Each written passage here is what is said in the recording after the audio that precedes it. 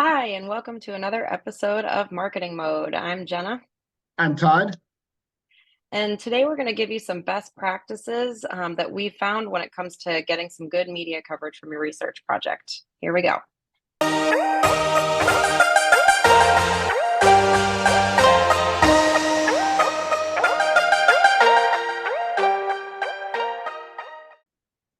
So, Todd, today we are talking about getting media coverage. You are the expert for us on this from the one end, and I'm kind of the expert on it from the other end. So we're gonna meet in the middle here for our audience. No, that's the great thing about this topic when we were kind of brainstorming on upcoming episodes and brought this topic up to kind of bubbled up to the top. It was kind of neat because I think the more we talked about it, the more we realized, oh, wow, there's a lot of strategy here. There's a lot of things to consider. It's all these small things that really add up to making a very successful research project. So I'm excited to kind of talk through this with you, Jenna.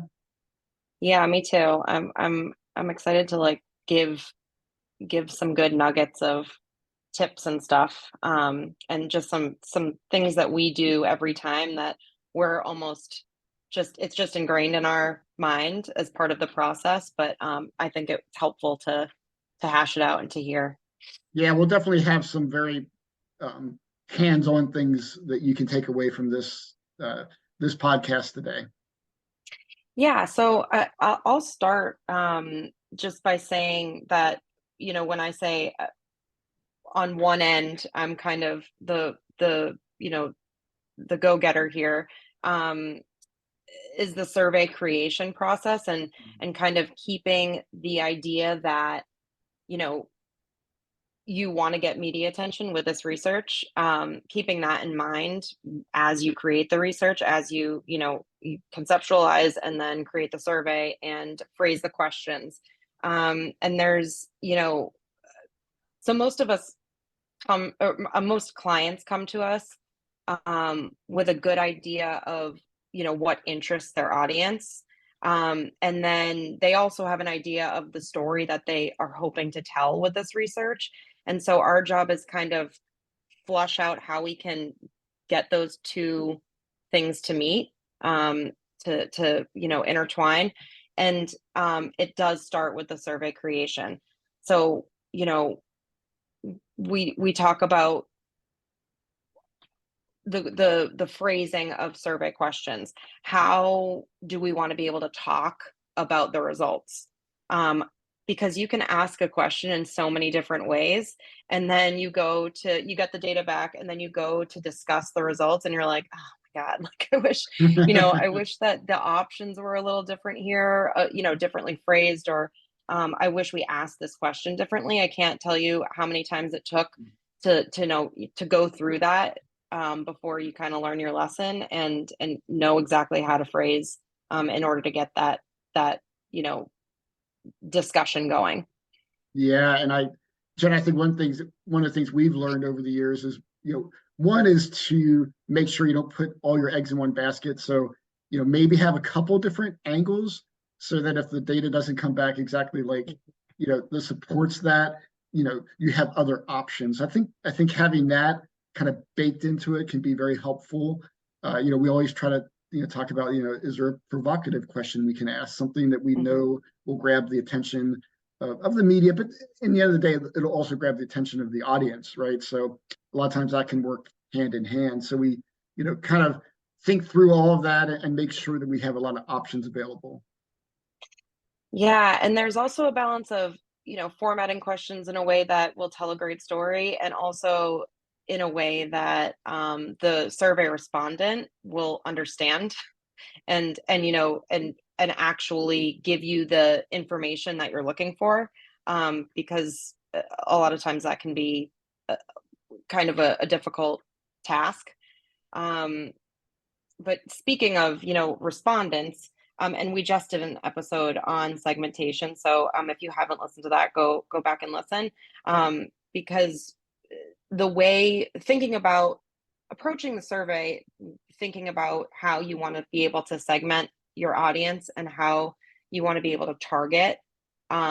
your brand's, you know, audience, or, your specific audience, is something that really helps with storytelling.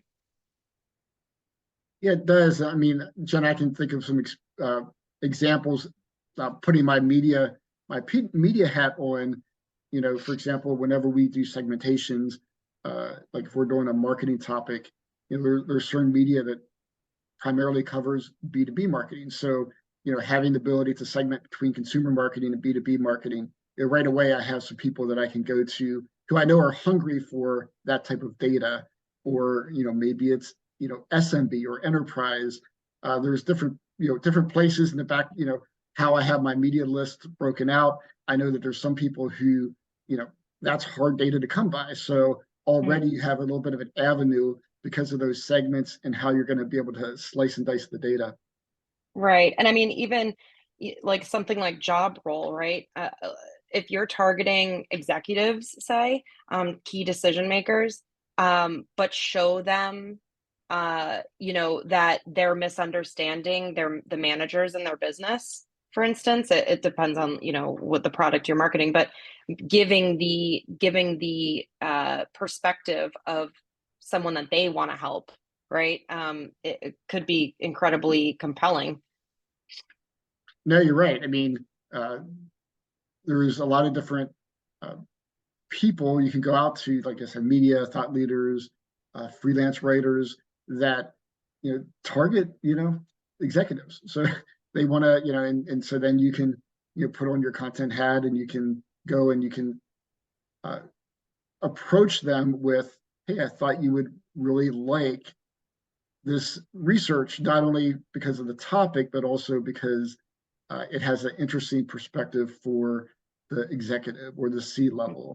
And that's something that you can, we'll get into this later, but I think, if you can help connect the dots for whoever you're reaching out to, it's always a win, right? You can get them right to they're very busy. So if you can get right to, hey, this is something that actually pertains to you and your audience, uh, that's going to always at least get it read.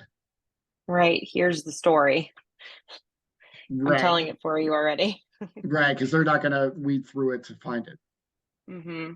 Yeah. Like when you send out, your media outreach campaigns, what are some, non what are things that you have to include, would you Right, say? sure. What I typically do is I always have a methodology, show them right up front, how many people did we survey? Uh, was this, US only? Was it worldwide? Uh, what, what were the demographics of the people we surveyed? So having that up front adds to the credibility. So I typically, go in, tell them, when we did it, like all those, basically all the things that are come back, they're going to come back and ask me anyway. So I try to put that in. Uh, I try to put after that, uh, just real quickly, like some key highlights. That way they can scan it, uh, you know, and a clever component of that is also when I do that, hopefully, having the client in mind, hopefully some of those highlights that I give them are ones that, my client ultimately would like to have, in that article. So, trying to, serve it up for them as easy as possible. So I do that.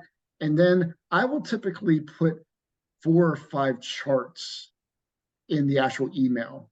And I do that for a couple reasons. One is, obviously just by that visual, they can see that this is like, really high quality research and, Hmm. they like to scan it. So it makes it very scannable. And also I can, to be honest, it can be helpful because they can also click those. And if they're going to, actually write an article, they have an easy way to get that, that chart. So try to make Hmm. it very easy for them. I also include I typically send a PDF of the reports and also include a link to the landing page. Because a lot of times, if you're doing this for demand generation, you don't want to send them a link right to the report, but you also want to make it easy for them to read the report. So I send the Mm. PDF and I send a link to the landing page. That way, hopefully when they write the article, they put that link in and not a link directly to the report. What are the benefits of having a third party kind of reach out on behalf of the research, on behalf of the brand? Yeah, actually, this has been a progression of years that we've kind of refined this process, but we've found that, you know, most of the time, unless you have like a really close relationship with that media person, a lot of times it can be very beneficial to have the research firm send out the, the media outreach, because that way it's looked at a little bit more agnostic, and it adds maybe a little bit more credibility to the research itself. And so I think that can be very beneficial. And then also, we've been building a media list over the years. And so, from that, we have a really solid list, and we can work. So for example, Jenna, I'll work a lot of times with the client's PR company or PR, internal or external, whatever it is. And I'll say, hey, here's who we can reach out to. If there's anybody you have close relationships with, that's fine. Let me know. Then you can reach out to them. But here's the companies that I can reach out to that I have personal relationships with, and that tends to work very well. Yeah, that's awesome. I mean, I feel like so we've been working on that media list for quite some time. And it's not yeah, I assume we don't send it to everybody every single time. We kind of target who we think will be most appreciative of the research itself, right? Right, exactly. So if there's, for example, if it's a consumer marketing topic, for example, there's some on my list that only cover B2B topics. So I'm Mm, going to make sure that it's going to be a waste of their time if I send it to them. But then I think also it kind of shows that I don't understand what they cover, and it doesn't come off, it just comes off as a blanket, you know, just spitting out a bunch of emails to people. So we try to streamline it, but this is one area that we don't necessarily automate, because mm, you kind of have to go a little bit deeper than that. yeah. And actually, so we have kind of that marketing vertical on lock, right? You have close relationships with a lot of the media in the marketing sector. But as we as a company branched out with these other niche topics, say finance, for instance, one thing that we've done in the past is um, log into Haro, help a reporter out, and kind of just look for topics that your research might answer. Um, and it's basically journalists just asking, like, in search of people to comment on this, that, or the other thing. And we've formed a couple of good relationships with um, niche bloggers, thought leaders in their specific sector that have then covered the research, which is great. Yeah, you've done a great job with using that, and it's really produced great results. I mean, not only in that, sometimes we get people who want to contribute like quotes or additional analysis Yeah. on topics. I mean, it can add a lot of richness to the overall process. Yeah, and I found that there's a lot of like appreciation back and forth, and you probably see this too. But with the writers, and they'll share their own stuff, obviously, to a whole new audience, and then repost something that we post, or give us some love and comments or whatever. So building those relationships is key. It is, and that could be a good segue too, with that whole idea of building your media list. And so, one of the things that we do is, well, in my experience, there's three different types of audiences we look for. One is your traditional media companies. The second would be thought leaders. So when you think about thought leaders, they're out there, they're constantly trying to put out new content. They're the authority on these different subject matters. And so providing them research, I mean, it's something that actually is a huge benefit to them.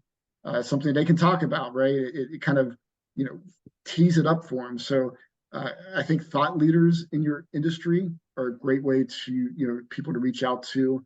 And then freelancers. And I think Harrow is like that aspect of when we find people who are freelancers and they say, hey, we cover this industry, we add them and we, mark on there what areas that they focus on, and then whenever appropriate, research comes up, we can reach out to them, and you could just keep building on that over the years. Yeah, definitely. I mean, writer's block is real, right? People people are always looking for something to write about, I think. Yeah, And research can kind of be a layup. it really is. You can take a chart and that becomes a blog post, right? Mm. Where hey, here's what this research says, and here's like the next steps or the how to's or whatever the case may be. So I mean, it really is a win-win, and Mm. I think we've seen with our clients too. And what you can do is, as you're doing research, you know, take a look and do some searches to see who covered the research and find out who the writer was and start building your own list, right? So you can, or if you see like, online, maybe on LinkedIn, somebody who's a thought leader in your industry, reach out to them, on connect with them on LinkedIn, reach out to them and say, hey, would you mind me sending you some research that pertains to your industry whenever we come up with it. So you can, don't forget those people who have actually covered your research, because you'll want to have that list for the next time when you do hopefully, you know, year after year you're doing, similar research studies, and you can just kind of build on it, on that list. Yeah, and research kind of softens that like solicitor blow, you know, like it's not, I think it just makes it less of a harassment kind of, like here's this research, here's the story that we have for you. Rather than kind of just like I don't know, it's when when you're talking about data and facts, it's just typically of interest to most. That's right. And really, the goal in media outreach is just to get them to review it, right? So Mhm. I would say, you know, take the pressure off yourself. You know, try not to get into like that aspect of I got to get them to write about it. Just get them to review it. They're gonna assess. They're gonna do the heavy lifting of assessing uh, if it's going to be right for them. But build a relationship. Try to get them to read it. If you can get some flow back and forth on questions that they may have, answer their questions, and just, if you can get them to read it, you've accomplished what you're trying to do. Mhm. Absolutely. And probably Uh, that's where Jenna, where like, I know like your work you talked about on the building up a story, asking the right questions. If you have quality research and you've done all that strategy at the beginning, then the media part is pretty easy from a standpoint of like you don't have to convince them probably at that point to actually write about it. You just have to, like I said, present it to them. right. Yeah, we usually talk with clients about like, what would an ideal headline be for you know what I mean? And obviously we can't make that happen like out of thin air. But it's cool to kind of think about that at the initial stages. It helps, formulate things in your mind and helps to I keep saying the words tell the story, but really that's all we're doing is storytelling. Right. And then probably at the end on the media outreach, obviously, thank them for doing it, and which is always appreciated. But then also uh, share it on your social networks and attribute it back to them. So, I mean, that helps them, that helps you, it helps everybody. But Mm. I think it's always nice to make sure you have some shares and include their organization, but include them as well. Yeah. And when you're sending these out, you're sending them to multiple media outlets, but I know we've come across clients in the past that are super interested in the idea of like an exclusive. Um, and I know it's case by case, but tell me your thoughts on that. Yeah, it is case by case, but I would say from my experience that we don't do exclusives. We will if the client wants to, but Hmm. what I typically find is it's a very quick moving industry, and so for okay, I have a couple of groups of media companies, right? So you have the media companies who typically have sometimes like a month to 2 months, le lead time of getting on their editorial calendar. It can take a while to, they say, oh, this is great, I'll cover it. And then they go and they try to find, excuse me, where it fits in their calendar. So sometimes it's like, well, it's just better to get it out there, right? Mm, And I typically go out like the day we release the research or maybe the day before. Don't look for an exclusive and just get it out there and then just let people you know work it in quickly or long term or whatever the case may be. But I haven't found a whole lot of like value back from going an exclusive. But we're also just to be candid, we're typically not trying to get ours into like the Wall Street Journal or like those type of publications. We're right. Not that trying we to haven't been there. yeah, we've been there. We've had Harvard Business Review, Wall Street. We've had those, but we're not going to hold up the whole process to get that. When you're looking at the fact of you have um, Data.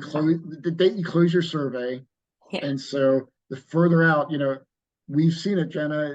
It can be painful sometimes where companies just allow a lot of time Hmm. from when that report's ready to when they release. And a lot of times I just feel like, they probably would have been a lot better off releasing it earlier Right. and getting more overall value. But, you got to kind of make that decision for your organization. But I will say that we've always seen more value in just getting it out there. And also, I think hopefully we're not missing the point too, that, really, I mean, research is like almost like the best way as far as to get media coverage, right? Mm, Um, you know, there's a lot of other great content we make, but research tends to be that piece that really opens up that opportunity out of all the different things. And so when you're looking strategically, and thinking about your research, you're thinking about it from the perspective of like the media outreach, the backlinks you get, the coverage you get, and how you can make a lot of value out of that. And then, on top of that, you have, the leads you can generate and how you can incorporate into and episodes that we've done in the past about like how you can just maximize the value. But it is really like, without original research, you're really not going to get that far with a lot of your media outlets. So yeah, it's a we're actually formatting a survey right now on B2B influencer marketing for a client, and now I'm kind of wanting to put a question in there on like what's the best kind of content to what are influencers looking for as far as like types of content, because I bet research is up there. That is, and if you wanted to give an exclusive, maybe not for the overall research, but like for example, telling an influencer, hey, this chart, if you want to talk about this chart, we'll just kind of, you know, we'll give you like, do a podcast about it or do what you do. And we'll make sure we kind of like just attach your name to it as much Mm, as we can because I mean that helps them, right? It gives them something fresh and new, and they can be like, hey, I was just talking to company X. They have this new research. I'm going to dive into it today. What greater way for them to to get their name out there with something new. So I mean, maybe something like that. Like you can play around with like quote an exclusive, to really help out your audience you're going to. yeah, that's a good point. If you need some Jenna for our podcast, if we need some research to to own, we should talk to this company, Sentio, right? That actually brings up a good point, Todd. If you're sick of looking at our faces, and you're still tuning in, go over to Apple Podcasts or Spotify, and listen to us instead, because we're now on there, yeah, with all these episodes. I know. I was going through all these podcasts over the weekend because had a long drive, and so I was like circling through all these podcasts, and it is kind of fun. It definitely makes the trip or the walk go a lot faster. Oh yeah, I like barely listen to music anymore at this point. All We'll see you next time. right. Thank you, everybody.